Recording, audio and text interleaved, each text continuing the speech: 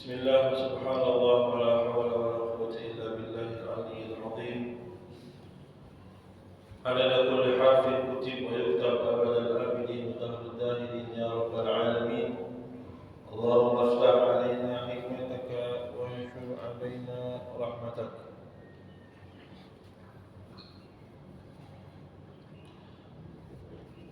السلام عليكم ورحمة الله وبركاته. وعليكم السلام. Alhamdulillah, tak henti-hentinya kita ucapkan rasa syukur kita kehadirat Allah Subhanahu wa Ta'ala, yang mana dengan taufik dan inayahnya lah kita dapat berkumpul bersama-sama di tempat ini untuk sholat berjamaah, untuk mengkaji ilmunya Allah, untuk mengkaji ilmunya Sayyidina Rasulullah Muhammad ibn Abdullah sallallahu alaihi wasallam. Ma'asyiral ikhwan wal hadirin wal ummahat rahimakumullah. Di antara lutuf dari Allah Subhanahu wa Ta'ala, di antara nikmatnya Allah Subhanahu wa Ta'ala, bahkan ini adalah nikmat terbesar kepada kita. Kita diberi oleh Allah Subhanahu wa Ta'ala at-taufiq, taufik untuk menganut agama ini, taufik untuk mengimani Allah dan Rasul, taufik untuk melaksanakan semua ibadah. Karena hakikatnya semua ibadah ini dapat kita laksanakan berkat taufik, hidayah, inayah dari Allah Subhanahu wa Ta'ala. Tidak sebatas itu. Allah Subhanahu wa Ta'ala sudah menciptakan kita, lalu kita diberi taufik untuk menganut agama ini, mengimani Allah dan Rasul. Diberi lagi taufik oleh Allah Subhanahu wa Ta'ala untuk melaksanakan semua syariatnya. Tidak sebatas itu, dan amal ibadah itu pun dinisbahkan kepada kita. Padahal yang kasih taufik Allah, yang kasih kekuatan Allah, Allah Subhanahu wa Ta'ala mudahkan semua sebabnya. Masih lagi dikasih nikmat yang baru. Allah Subhanahu wa Ta'ala kasih kita predikat al-muhsin, orang yang berbuat baik, orang yang sholat. Nama kita dicatat oleh Allah Subhanahu wa Ta'ala sebagai musolli.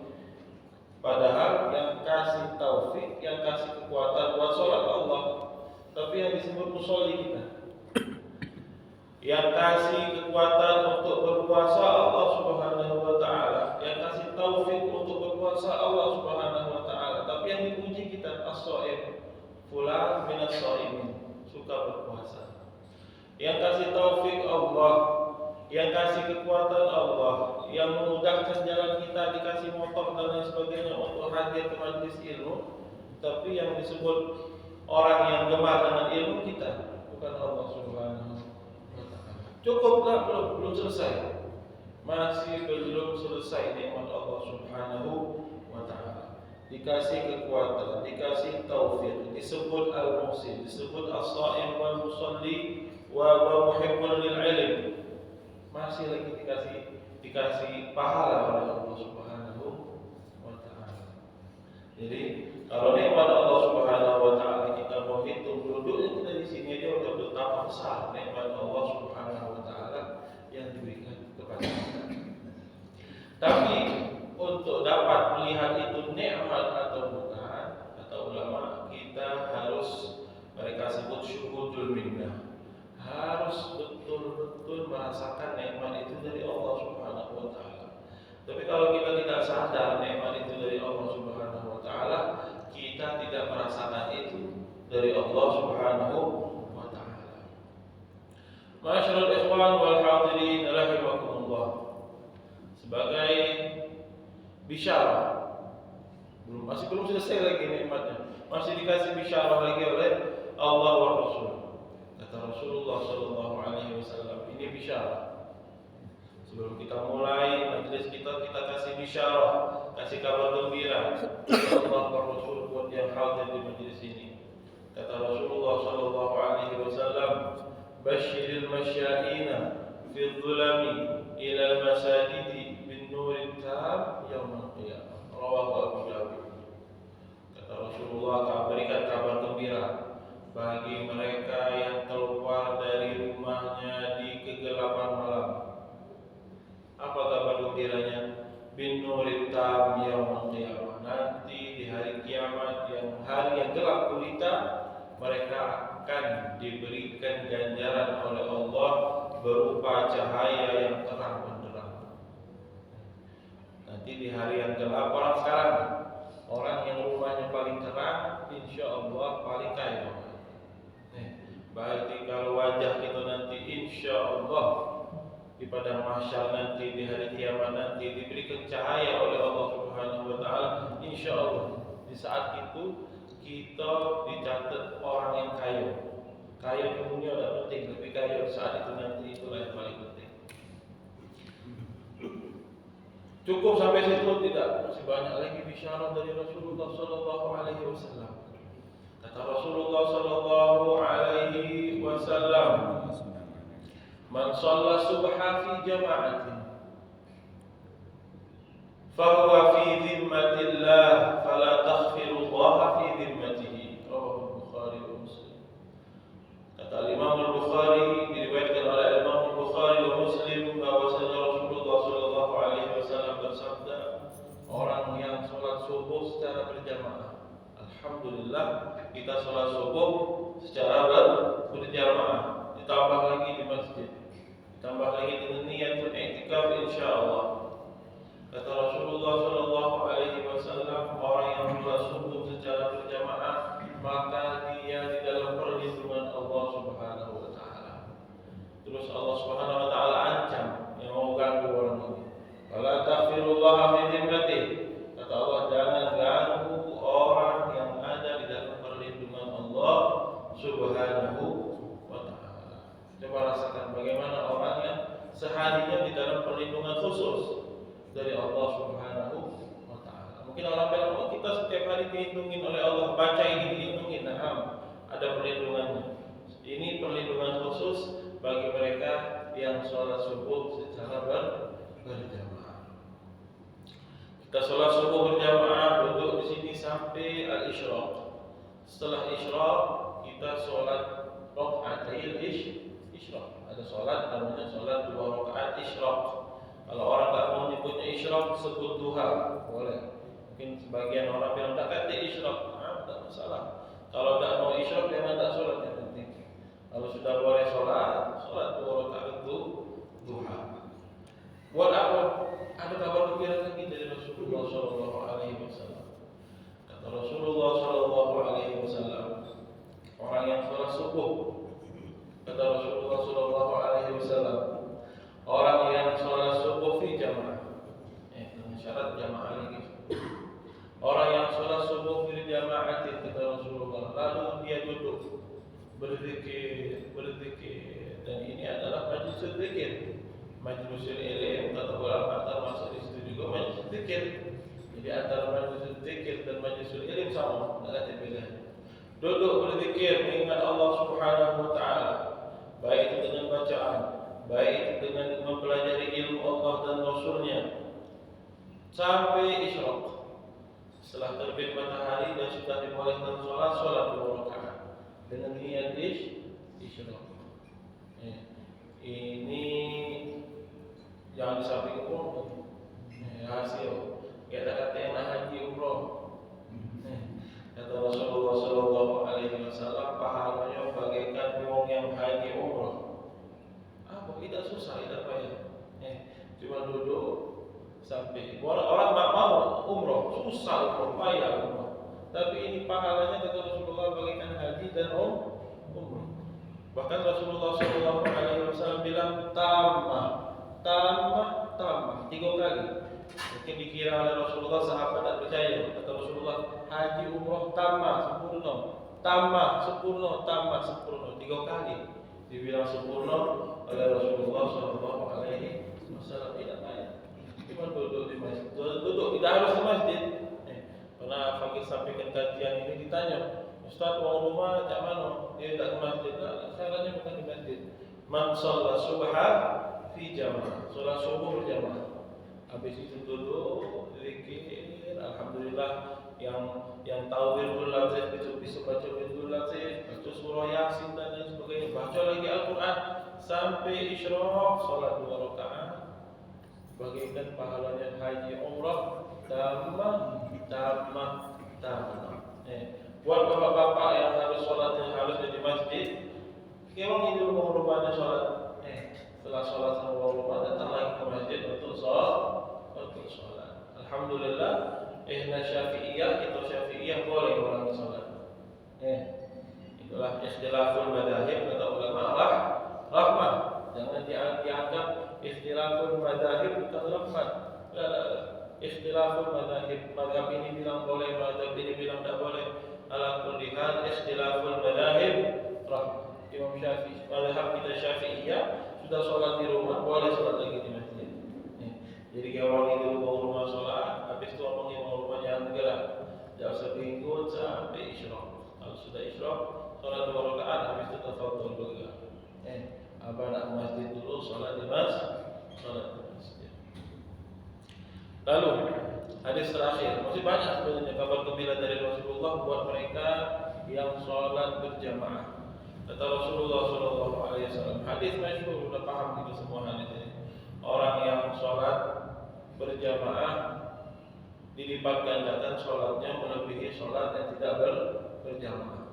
Ada riwayat yang bilang 25 derajat bedanya, ada yang bilang 27 derajat bedanya, tidak masalah. Ustaz, kok beda? Kok ini bilang 25, kok ini bilang 27? Sebenarnya kita bilang bukan urusan kita. Macam riwayatnya benar dari Rasulullah, kita terima baik.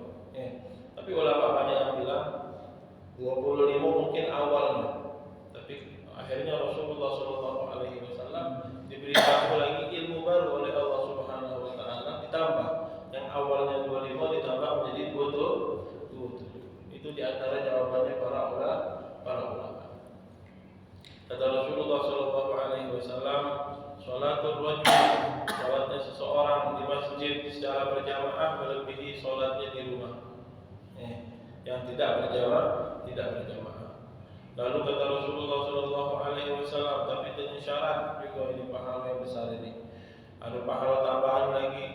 Kata Rasulullah, kalau orang berwudu yang baik, lalu dia keluar dari rumahnya, tidak ada niat yang lain kecuali untuk Allah wa Rasul. Apa kata Rasulullah? Setiap langkah yang dia langkahkan itu mengangkat derajatnya. Setiap langkah yang dia langkahkan itu menghapus semua kesalahan. Lalu ditambah lagi oleh Rasulullah di hadis yang panjang diriwayatkan oleh Abu Hurairah. Kata Rasulullah SAW, dan selagi seorang hamba itu sholat, maka malaikat mendoakannya.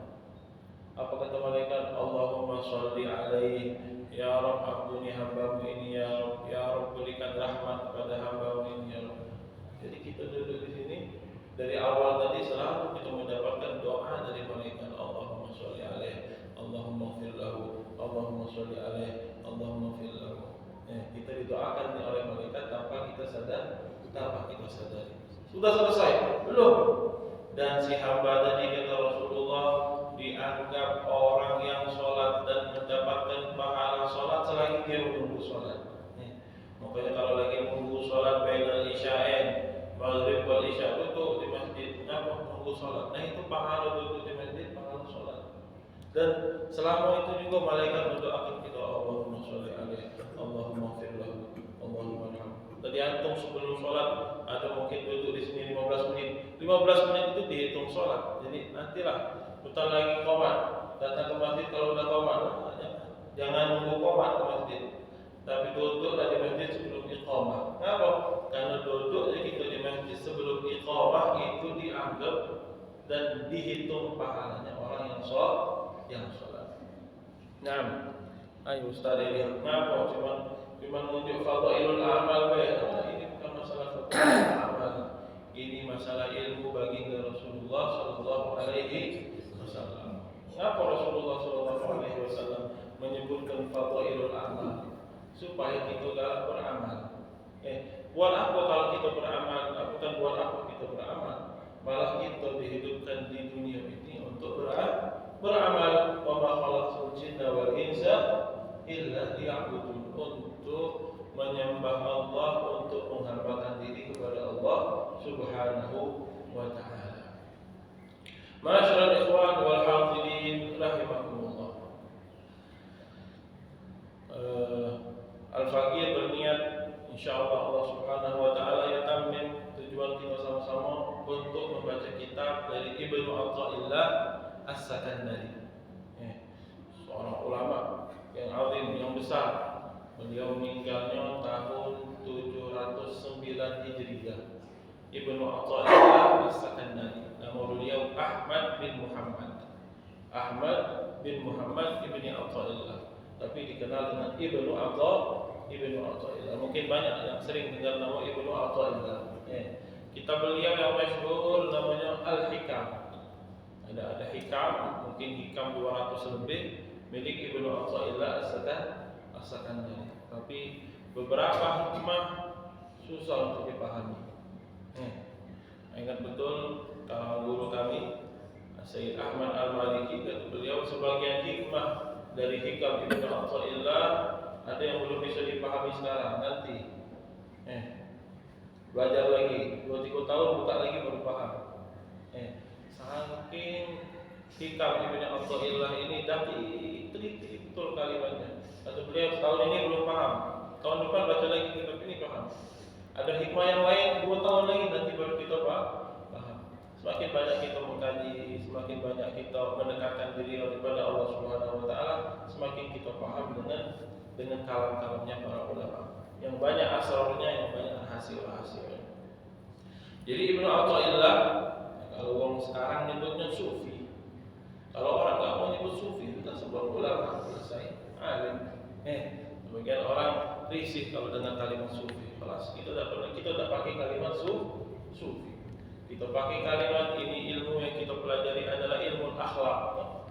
Kita sebut ilmu yang kita pelajari sekarang ini ilmu adab.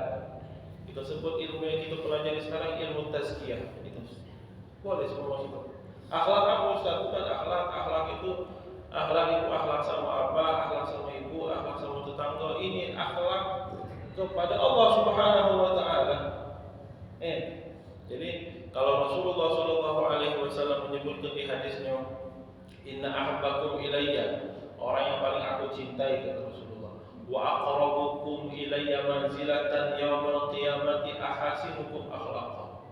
Di hadis yang lain Rasulullah sallallahu alaihi wasallam menyebut orang yang paling baik, inna khiyarakum ahasinukum akhlaqa.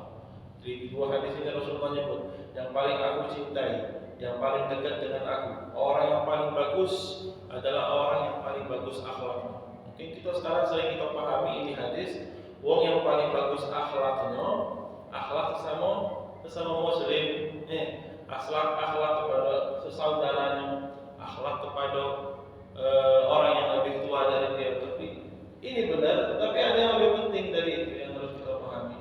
Yang dimaksud oleh Rasulullah SAW ini juga akhlak kita kepada Allah, adab kita bermuamalah kepada Allah Subhanahu wa ta'ala.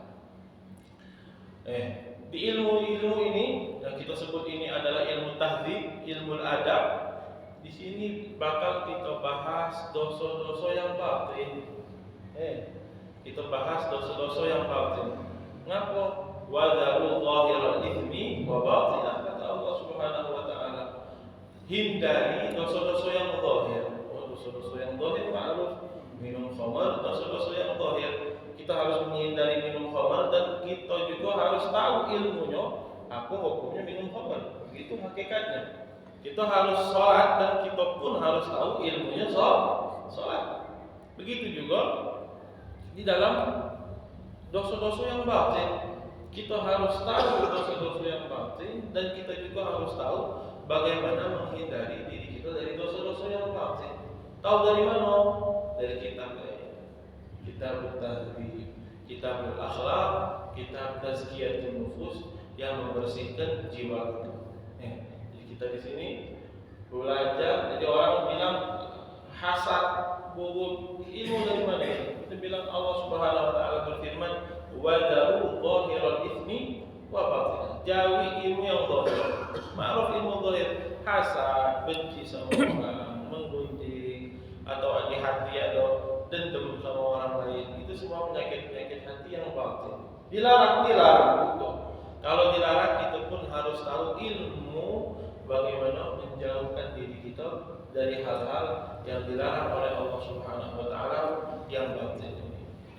Insyaallah kita baca dari kitab Ibnu Athaillah As-Sakandari. Dan jangan kita kira, dulu mungkin kita kira ulama-ulama tahdzib, ulama-ulama atau kita sebut tasawuf, padahal Al-Faqih pengen tak nyebut kalimat tasawuf di majelis ini.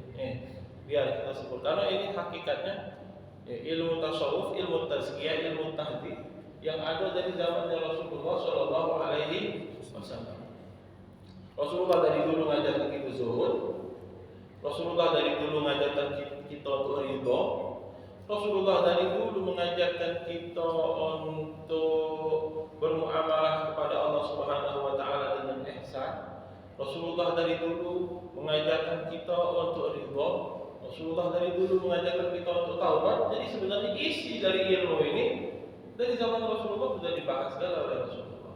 Tapi nama kalimat tasawuf memang belum ada. Sama kayak fikih, memang ada dulu zaman Rasulullah. Nama ilmu fikih belum ada.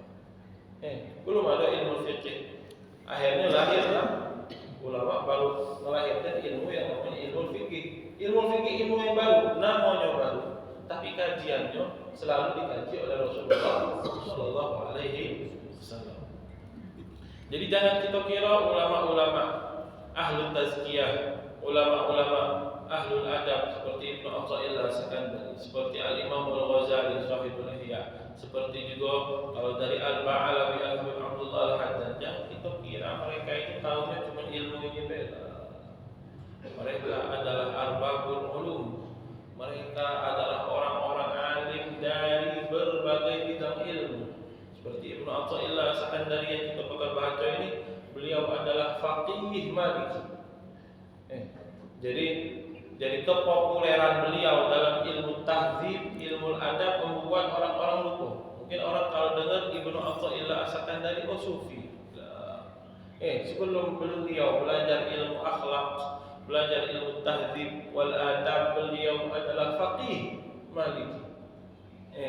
Faqih Maliki. Bahkan dijelaskan beliau mengingkari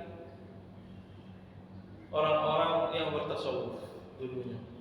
Tapi ketika beliau bertemu dengan santrinya Abul Hasan Asy-Syadzili, mungkin pernah dengar Abul Hasan Asy-Syadzili. Abul Hasan Asy-Syadzili punya santri namanya Abul Abbas Al-Mursi. Beliau bertemu dengan Abul Abbas Al-Mursi, beliau sadar ilmu yang dipelajari ini bukan ilmu aneh-aneh, tapi ilmunya Rasulullah Shallallahu Alaihi Wasallam. Jadi kalau kita melihat, seandainya kita melihat kayak ada sufi yang kurang benar, yang salah bukan tasawufnya, tapi yang salah oknumnya. Betul. Kalau kita melihat misalnya ada jamaah kelompok A tidak benar, bukan jamaahnya yang salah, tapi oknumnya. Kalau kita lihat ada sebagian orang yang bertasawuf salah, yang salah bukan ilmu tasawufnya, tapi yang salah dia yang salah karena kurang mengkaji. Tapi seperti Al-Imam Ibnu Athaillah As-Sakandari, al-faqihul alim yang belajar berbagai macam ilmu, setelah itu beliau bertasawuf, mendekatkan diri beliau kepada Allah Subhanahu wa taala. Ini insyaallah apa yang beliau sampaikan seperti yang dijelaskan oleh Al-Imam Al-Bushairi. Di dalam kitabnya beliau menukil kalimat daripada Al-Imam Al-Junaid. Kalau antum sering dengar dalam ilmu tasawuf Al-Imam Al-Junaid kata Al-Imam Al-Junaid, ilmuna hadza, ilmunya kami ini ilmu muqayyadun bil kitab wa sunnah. Ilmu yang berdasarkan Alkitab wa sunnah, bukan ilmu macam-macam. Ilmu yang berdasarkan dengan Alkitab wa sunnah. Sebagai bukti, ada lagi ulama yang antum dengar mungkin namanya Abu Yazid Al-Bustami, sering kita dengar. Namanya Taifur. Taifur Abu Yazid Al-Bustami.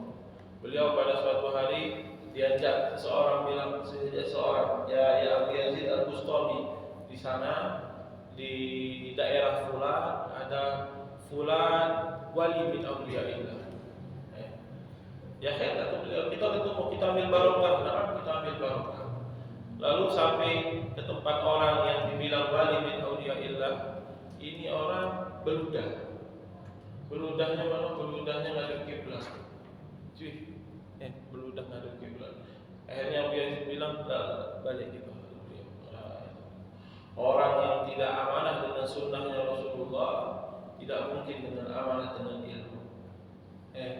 Makanya ini ilmu tahdib, ilmu akhlak, ilmu yang berpegang teguh dengan Alkitab Sunnah. Adapun jika ada dari ilmu ini yang tidak berlandaskan Al-Quran wa Sunnah, kita tinggal yang itu, tetap kita berpegang dengan ilmu akhlak wa ilmu tazkiyah. Nah, ini kitab namanya Tajul Arus. Taj itu arti taj mahkota. Al-Arus artinya pengantin. Ini Tajul Arus, ini mahkota yang ada di pojok kepalanya pengantin. Jadi kalau kita paham ini, insya Allah kita jadi pengantin lagi. Bukan pengantin lagi, pengantinnya yang di dalam rumah lagi.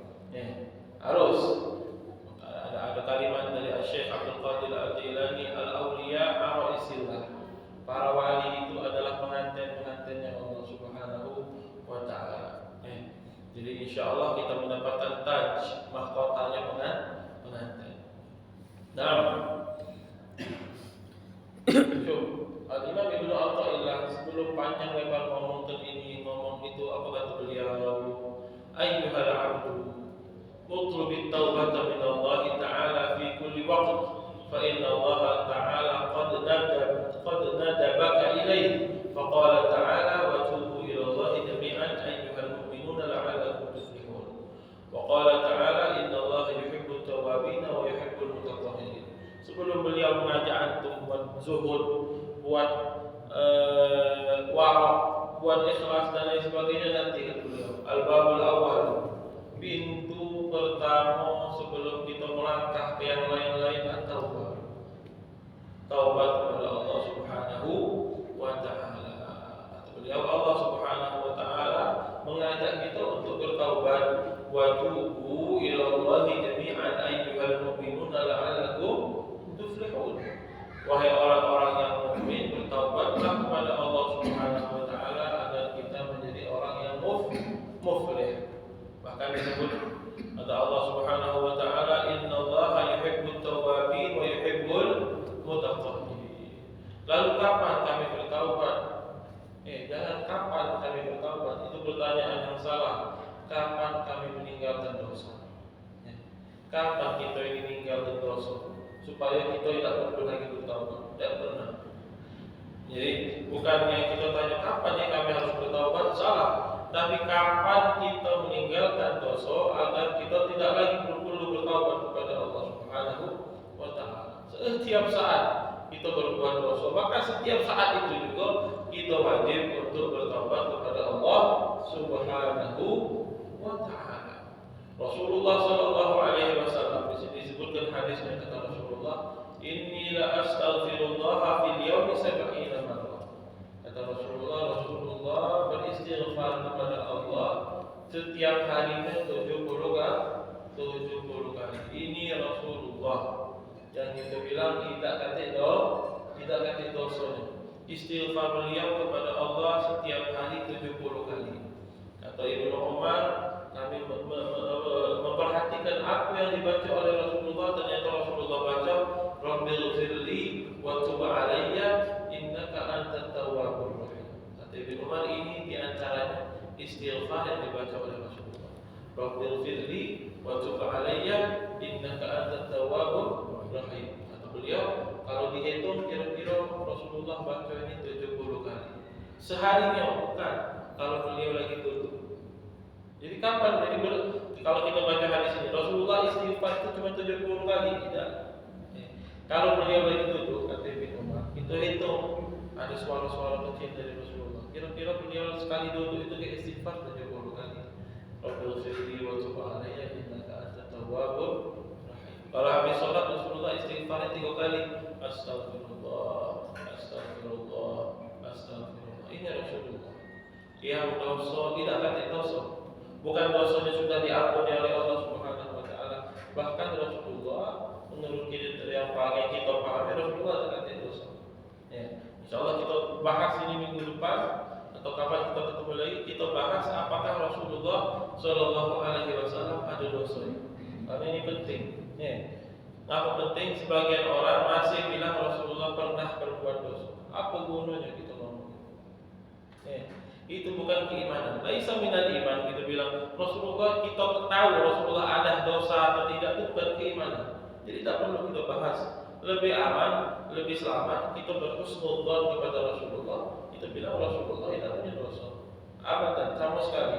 Sebelum Rasulullah bi'tsah, setelah Rasulullah bi'tsah sama sekali Rasulullah sallallahu alaihi wasallam tidak punya dosa. Jadi Rasulullah yang dapat dosa pun beristighfar kepada Allah Subhanahu wa taala. 70, 100, mau kita bilang sehari 100. Nah, hadis ada yang bilang gitu. Tapi kalau kata Ibnu Umar, kalau beliau sekali duduk yang dibaca kurang lebih 70 kali. Istighfarnya apa? Rabbil firli wa tub alayya innaka antat tawwabur rahim. Nah, terus bertaubat ini apakah cukup taubat dengan istighfar? Apakah cukup dengan istighfar? At-taubah pertama ada syaratnya. Syaratnya taubat pertama kali al-iqla'. Apa itu iqla'? Ninggalkan dosa. Jadi orang bilang anak nak bertaubat, ini Pak, walaupun ini bukan dosa. Contoh, ini bukan dosa. Tidak berani kita bilang dosa. Orang yang merokok, orang yang merokok, ada taubat merokok, masih merokok, tidak taubat. Kita bilang bukan taubat dari rokok. Walaupun rokok tidak dosa. Misalnya kalimatnya baik, kalimat taubat itu. Kalau orang mau bertaubat, awal marhalah pertama kali yang dia lakukan harus apa? Dia melepaskan dirinya dari dosa itu. Baru itu namanya atau kalau tidak melepaskan diri dari dosa namanya bukan taubat. Lalu apalagi yang kedua? Yang kedua an-nadamu, dia harus menyesal. Kalau ketawa itu lebih taubat.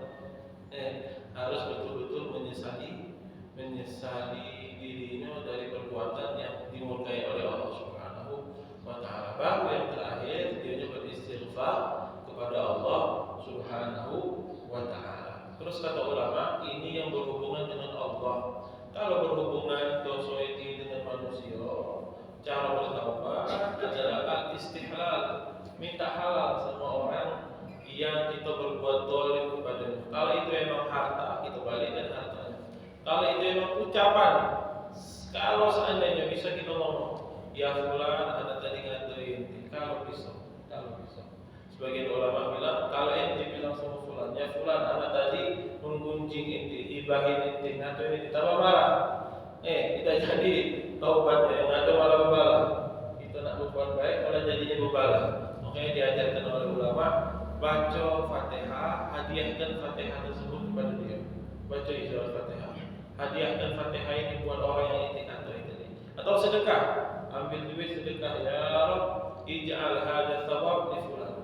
Berikan pahala sedekah ini buat fulan yang tadi anak minta maaf ya Allah tidak sengaja. Anak ngatoi dia, anak menggunjing dia. Insyaallah. Walaupun sebenarnya kurang, lebih bagus lagi ente datangi orangnya minta maaf sama dia. Tapi kalau belum bisa, cukup dengan ini. Bersedekah atau baca Fatihah, hadiahkan pahalanya buat orang yang kita katai atau kita gunjing. Nah, mungkin ini cukup sebagai permulaan. Kita dimulai dengan manaqibnya Ibnu Athaillah, kita mulai dengan bisyarahnya Rasulullah. Insyaallah ke depan kita khusus, kita fokus untuk membahas mengenai tahdzibun nufus, kita membahas ilmu adab, ilmu akhlak kepada Allah Subhanahu wa taala. Hadza minni wal 'afwu minkum. Wassalamualaikum warahmatullahi wabarakatuh. Jazakallahu khairan.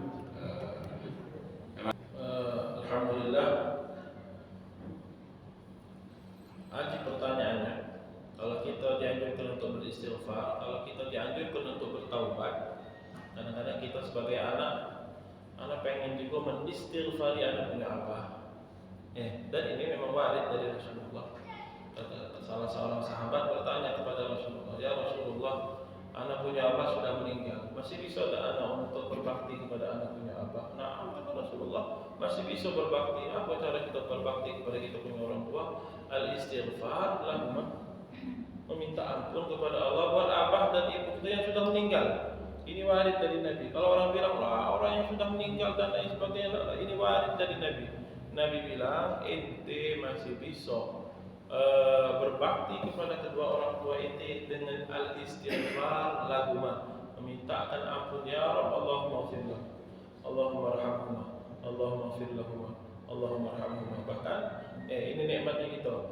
Ulama-ulama kita disiapkan kalau. Bahkan ada doanya namanya doa birrul walidain. Kita baca doa ini artinya isinya apa? Doa yang kita punya apa dengan rahmat, dengan maghfirah, dengan apa semuanya yang bisa Allah Subhanahu wa taala berikan kepada kita kedua orang tua kita yang sudah meninggal. Di antara juga kata ulama, kata Rasulullah SAW, cara berbakti kepada kita punya kedua orang tua dengan menyambung silaturahmi yang dulu selalu beliau sambung. Beliau punya sanak keluarga, tetap kita silaturahmi kepada mereka. Bahkan dulu beliau, kawan-kawan beliau tetap kita datangi. Ngapu ini kawan abah, maka anak menghormati kawan abah anak sebagaimana anak menghormati anak punya abah. Anak mencintai kawan abah anak seperti mana abah anak cinta kepada mereka. Ini adalah juga bentuk berbakti kepada kedua orang tua. Bahkan ditambah lagi oleh Rasulullah SAW di dalam hadis yang masyhur, kata Rasulullah SAW, wa waladun shalihun yad'u lahu.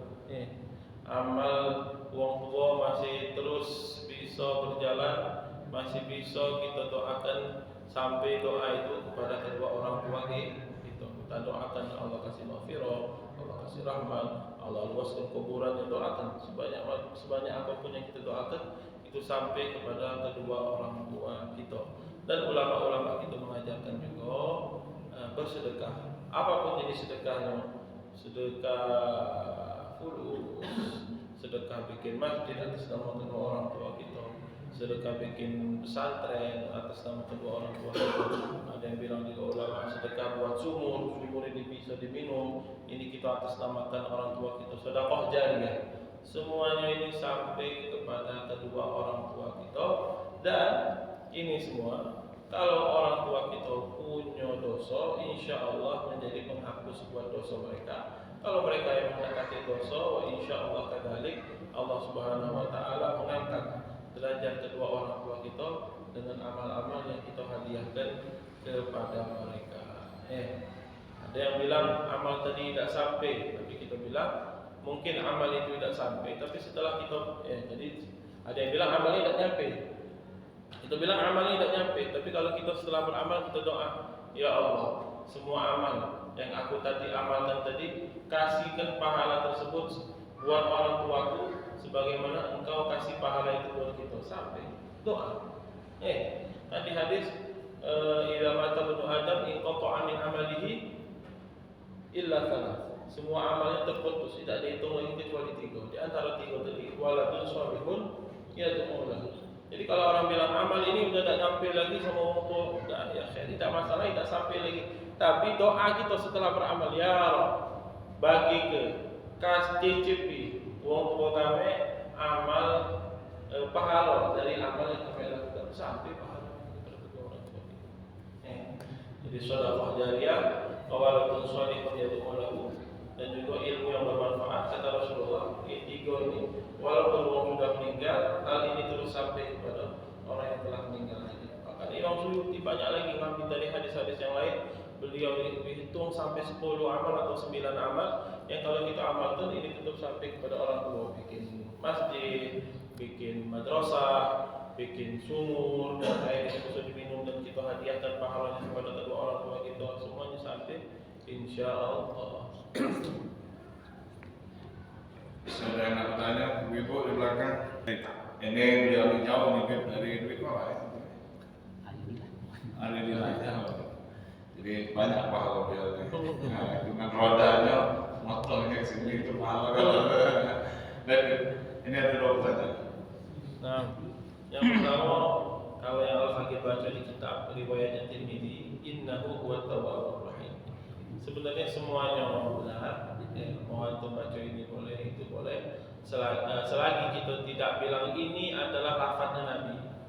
Jadi kalau kita bilang ini lafaznya Nabi, ini ya inilah, takut masuk di dalam ancamannya Nabi, maka dzaba alayya muta'ammidan, orang yang menisbahkan kepadaku tapi salah, bohong, falyatabawwa maq'adahu minan nar. Itu diancam oleh Rasulullah SAW dengan neraka. Jadi jangan kita nisbahkan itu dari Rasulullah.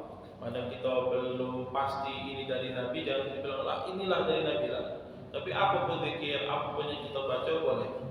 Adapun masalah tadi istighfarnya Nabi, di antaranya ada lagi istighfarnya Nabi, astagfirullahaladzim wa atubu ilaih. Itu juga istighfarnya Rasulullah SAW. Ada lagi istighfar kabir yang kita baca di dalam wirdul latif. Allahumma anta rabbi la ilaha illa anta khalaqtani. Itu pun istighfarnya Rasulullah SAW. Sayyidul istighfar. Kata Rasulullah, yang baca istighfar ini di pagi, sorenya meninggal, insyaallah min ahlil jannah. Yang baca istighfar ini di malam hari, paginya meninggal, insyaallah min ahlil jannah. Adapun tadi riwayat Tirmidzi dari Ibn Umar, Rabbil firli, Al-Fakir dulu kira ada warhamni, ternyata tak kata warhamni juga. Rabbil firli wa tub alayya innaka antat tawwabur rahim. Ini lafaz warid dari Nabi. Orang mau istighfar dengan ayi sigo, pakai sigo apapun tidak masalah, tapi jangan bilang, jangan nisbahkan ini kepada Sayyidina Rasulullah Sallallahu Alaihi Wasallam. Terus masalah ya, kita lebih bagus baca zikir, tahmid, tahlil, istighfar atau baca sholawat. Sebenarnya untuk singkat mungkin kita jawab pakai jawaban Al-Habib Abdullah Al-Haddad. Kata Al-Habib Abdullah Al-Haddad, Allah Subhanahu wa taala buka pintu ini buat kita. Buka pintu ini buat kita. Buka pintu ini. Sayang kalau kita ambil satu pintu. Jadi semua pintu yang bisa menyampaikan kita kepada Allah Subhanahu wa taala ambilkan. Sholawat baca, istighfar baca, ini baca, itu baca, semuanya kita baca. Wailah semuanya bagus. Bahkan ada yang bilang ahsan kita baca sholawat kepada Rasulullah Sallallahu Alaihi Wasallam. Tapi sayang, fatana terlewat dari kita satu pintu al-istighfar. Dan ini amalnya Nabi. Yang lebih bagus sholawat jadi rutin, istighfar pun. Kalau betul pemahaman hadis ini Nabi sehari istighfar 100 kali, tinggal kita baca istighfar sehari 100 kali. Dan sudah cukup. Apalagi ada istighfarnya Nabi juga, bukan istighfarnya Nabi, istighfar yang diajarkan oleh ulama, dibaca sebelum adzanul fajar. Allahumma ighfir lil muslimina wal muslimat 25 kali baca juga.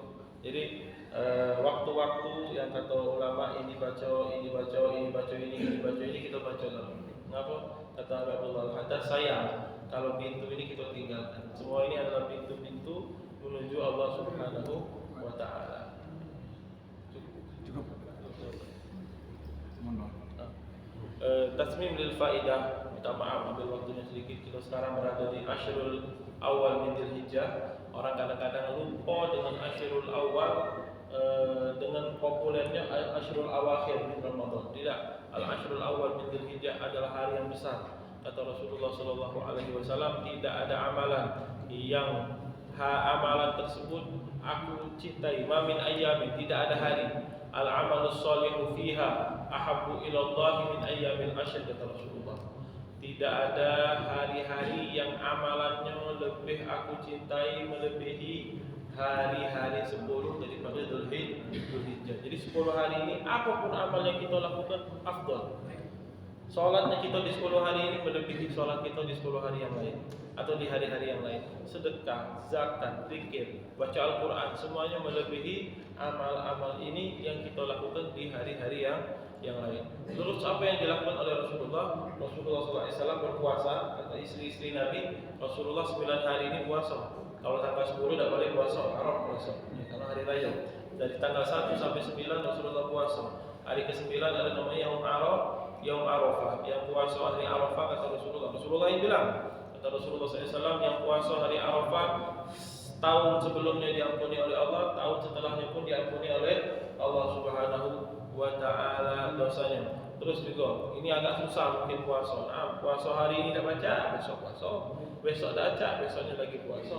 Dan jangan lepas puasa hari Arafah, kata Rasulullah, mengampuni setahun sebelumnya, mengampuni setahun setelahnya. Ada satu amalan lagi yang dianjurkan oleh Rasulullah SAW, fa'akhiru fihinna, kata Rasulullah, banyak-banyak baca at-tahlil, wat-takbir, wat-tahmid. Baca tahlil, baca takbir buat Allah, baca tahmid buat Allah. Para ulama menyimpulkan ada satu kalimat yang mudah di lisan kita, sudah nempelnya di lisan kita, berbanyak baca ini. Kalau kayak gini macam mana Ustaz? 10 hari ini kami baca sholawat atau baca zikir ini? Baca zikir ini banyak dulu. Apa baca zikirnya? Subhanallah, walhamdulillah, wa la ilaha illallah, wallahu akbar. Ini tidak termasuk di tahlil, takbir, tahmid, na'am, karena lebih. Tapi ini kalimat mudah di lisan kita dan di dalamnya sudah ada takbir, sudah ada tahlil, sudah ada tahmid. Mungkin kita mau baca la ilaha illallah, Allahu akbar, alhamdulillah, lupa kadang-kadang. Tapi baca ini sudah masuk kalau di situ. Subhanallah, walhamdulillah, wa la ilaha illallah, wallahu akbar, sudah ada dalam. Kata Rasulullah SAW, ini adalah ghirasul jannah, tanamannya surga. Al-baqiyatus shalihat adalah tanaman surga. Yang punya tanaman banyak di surga berarti masuk mana? Masuk surga. Kenapa? Tanahnya banyak di surga. Kata Rasulullah, ghirasul jannah. Perbanyak baca ini. Bismillahirrahmanirrahim. Alhamdulillahirabbil alamin. Allahumma shalli ala sayyidina Muhammad wa ala ali sayyidina Muhammad. Allahumma inna nas'aluka ilman nafi'an wa 'amalan mutaqabbalan wa rizqan halalan tayyiban wa wasi'an mubarakan. اللهم انفعنا بما علمتنا وعلمنا ما ينفعنا وزدنا علما والحمد لله على كل حال. اللهم اجعل جمعنا هذا جمعا مرحوما وتفرقنا بعده تفرقا معصوما ولا تجعل اللهم فينا ولا معنا ولا حوالينا مطرودا ولا محروما. وصلى الله على سيدنا محمد وعلى اله وصحبه وسلم والحمد لله رب العالمين. Dan ya Rabb, jika engkau perkenankan pahala majlis kami ini, hadiah dan pahala ini insyaallah buat kedua orang tua kami, luaskan kuburannya, beri mereka rahmat, beri mereka maghfirah, senangkan hati mereka, buat mereka senang dengan amal-amal kita ya Allah. Beri kami taufik sehingga mereka senang dengan amal yang kami lakukan, dan hadiahkan ya Allah, hadiahkan semua amal ibadah kami kepada kedua orang tua kami, karena mereka adalah sebab kita bisa menjadi orang baik ya Allah. Alhamdulillahirabbil alamin. Jazakallah.